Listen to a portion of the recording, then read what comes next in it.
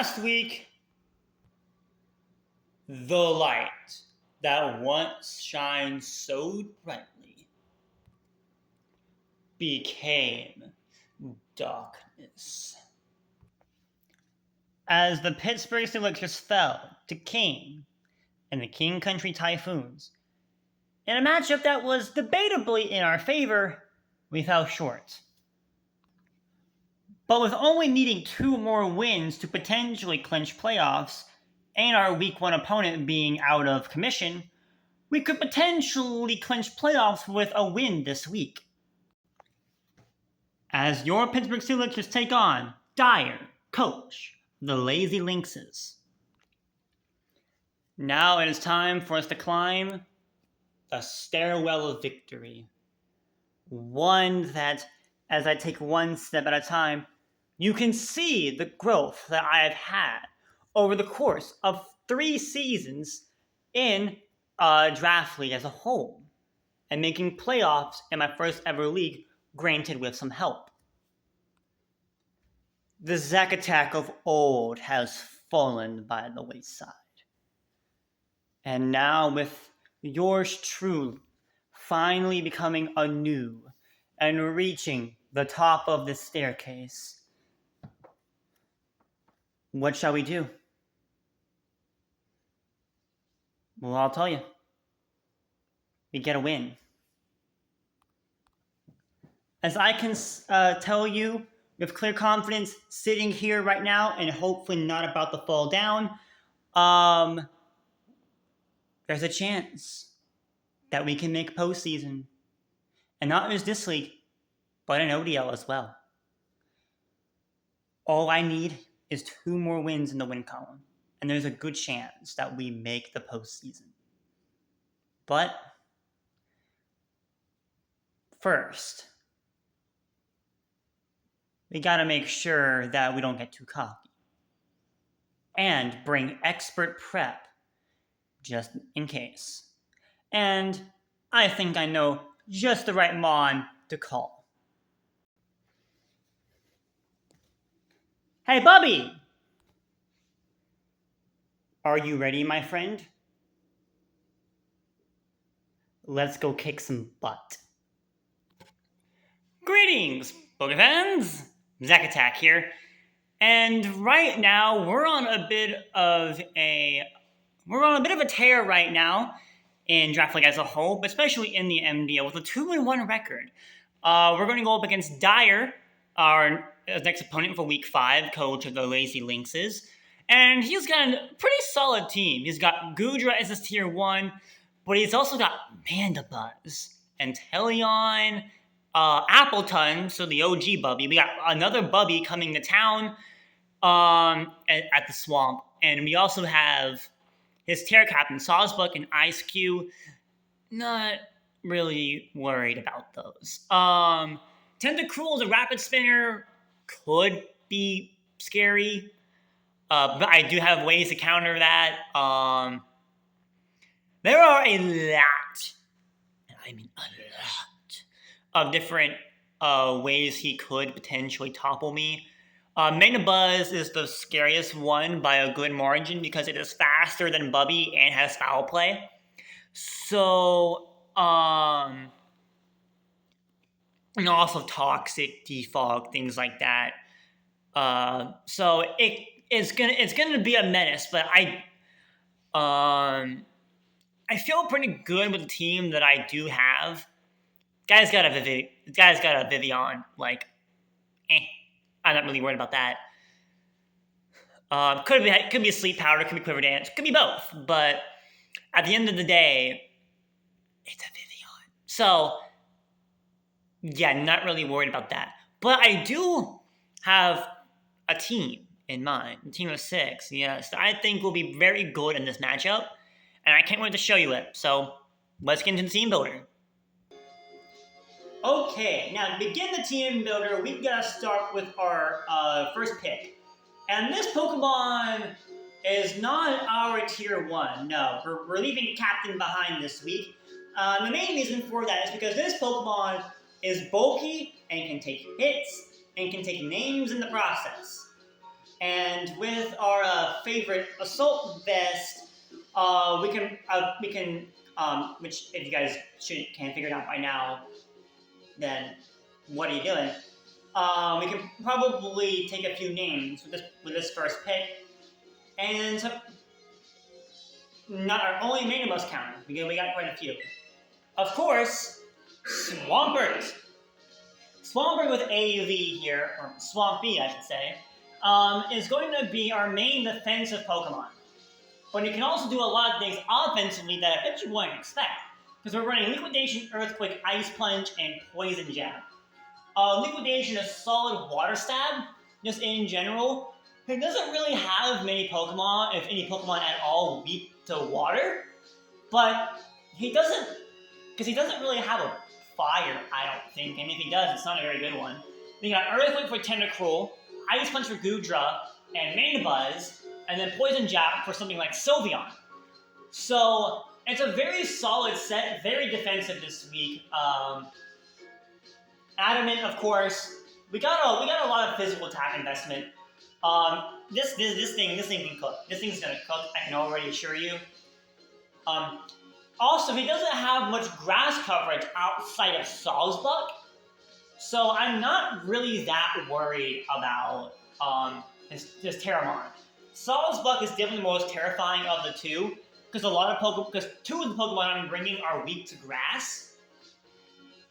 But I mean, come on, it's not really the end of the world, especially if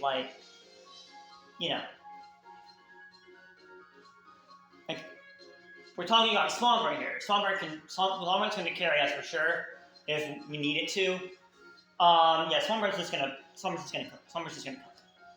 And then of course we got Dawn Moth, Venomoth. After getting one kill against King last week, he wasn't too happy about it. So I sat down with Moth and asked him what he wanted to do this week. And he said, sweep, if I must. And that's exactly what he's going to do. We got leftovers with Tinted Lens this week, with Quiverdating Substitute Sludge Wave and Morning Sun. Morning Sun is there to heal. We got a good chunk in some investment in special attack, and some in defense.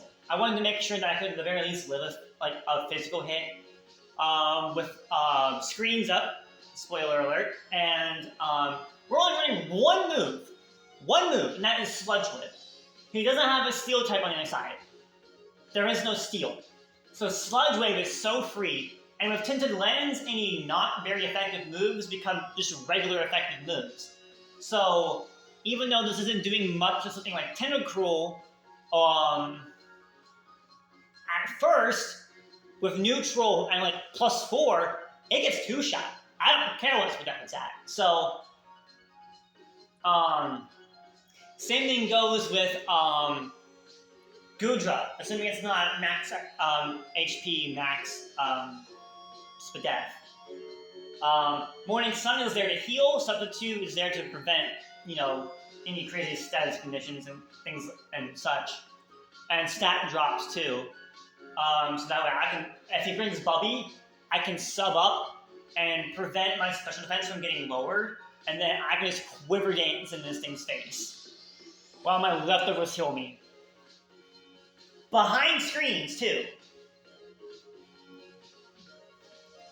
And then yeah, this thing cooks. This thing absolutely destroys this guy's team. Destroys it. Venomoth's gonna have its day if I can get into the right situation. And if that's the case, we need the lead to preferably be Inteleon. Because he has an Inteleon, and if he leads Inteleon, Venomoth is gonna destroy his entire team. And we're gonna win 5-0. I can promise you that. More than likely. Depends on what I can get the Volt Switch into. And also what he brings. And then we lead, and then we got Klefki, our designated screens lead with Light Play. But unlike last time, we don't have a single offensive move on this thing. We got Reflect, Light Screen, Spikes, and T-Wave. T-Wave is there to paralyze something. Spikes is there for hazards, potentially. Don't screens, you know the drill. This thing is a menace. a menace. Even without an attacking move, I can bring this thing in, sacrifice it to the lead if I have to. If not, I can still preserve it. If the lead is Mana Buzz, there's a free T-Wave right there. Because what's Mana Buzz going to do to a Klefki? Default? Yeah, that gives you a chance potentially, but like, I get free spike setup. Because, again, you can't Toxic me, and Foul Play's not going to do any damage. So, yeah, this thing just cooks. This thing just cooks. Prankster, yeah, no. Klefki outspeeds everything. This is great. Love the spawn. And then we have a Lowland Raichu with Life Orb this week, not Choice Specs, because we do have Nasty Plot. We have Thunderbolt, Psyshock, and Volt Switch. Psyshock is there to take out Tentacruel, because Psyshock, despite being special, does check physical defense, which is better in this situation than Psychic. Thunderbolt is there for good solid Electric Stab against Inteleon and Mana Buzz, and then we can Volt Switch out if we need to. Because I'm a Life Orb, this thing nukes at +2 basically just about anything, except for like the Goodra. But again, Psyshock checks physical defense, and Goodra's a especially defensive wall. So it might two-shot Goodra. I have to run the calc, and I haven't run the calc yet. But yeah, this thing is busted. Anyways, yeah, this thing's gonna cook. This thing's gonna cook. All right. And our next Pokemon is Terra Rock Bubby with Life Orb with Sheer Force. I wanted to bring Honchkrow so I could bring Tailwind, but I'm like, I don't think I'm gonna get the opportunity to do that. But I do have Rock Slide, Earthquake, Breaking Slip, and Iron Head. Earthquake is the only move where I will take the Life Orb Recoil. I was considering Terra Ground for this particular matchup because that would really help me out against like some like a lot of particular Pokemon. I was even wanting to run Terra Grass with Trailblaze. Because that would have been cool for things like Inteleon. Terra, live the Snipe Shot. Terra Grass Trailblaze, wipe that thing out and then outspeed pretty much everything he has left. Because the Steam is not very fast. But I wanted the damage output. Because Bubby can one-shot everything. Because most of his Mons are specially defensive. Most of them are specially defensive. So if I can get Bubby in here against a slow Mon, you're dead. So yeah, this thing just destroys. It's not very good defensively, as we know. It's Rampardos. But hopefully with max speed Jolly, maybe Bubby can do something. Maybe. I want Bubby to finally have his game, but we're gonna see. Although this is looking like a Venomoth Swampert game, so I don't know how much of Bubby we're gonna see. And then we got last Pokemon, we got Cryogonal Freeze with Terra Steel.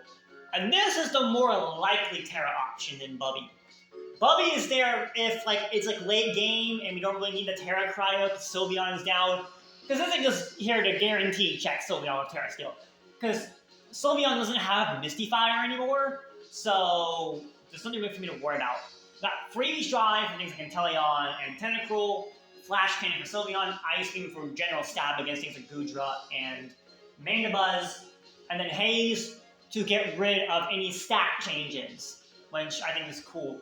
You could argue that Hazards would come against me, because there are some Hazard setters like T-Spikes, Tentacruel, and Spikes Mana Buzz, but I found myself not really finding those threatening, even without Heavy Duty Booty, because I have a freaking Venomoth to absorb T-Spikes, and I have, I'm not really worried about Spikes in this matchup. Not really worried about it that much. And with Levitate, I'm immune to any ground attacks that could ground me. This Appleton does get Earthquake, and Thick Fat will let it live in ice with an Assault Vest. So I'm just saying. But, yeah, I do like Cryo a lot in this matchup. I think it's going to put in some work. And I cannot wait to see it out there on the field. And yeah, I will see you guys all in the battle. And that's the team for week 5 of the MDL. I really hope that we get a win. We need one badly, just for my morale, just in general, after what's been happening to me the past few weeks, especially after that ODL bonanza. More on that some other time. But yeah, I think I'm going to just. I need a win. I just need a win. I just need a freaking fracking win. That's all I want. That's literally all I want, is just to get a win in the winning column and not worry about anything. So yeah, I hope to see y'all around, and I will fight and hopefully come out victorious. Mine I am your coach, Pacific Lynxes. My name is Zack Attack. I hope you have a glorious day, and I will most certainly see you all on the flip side. Peace!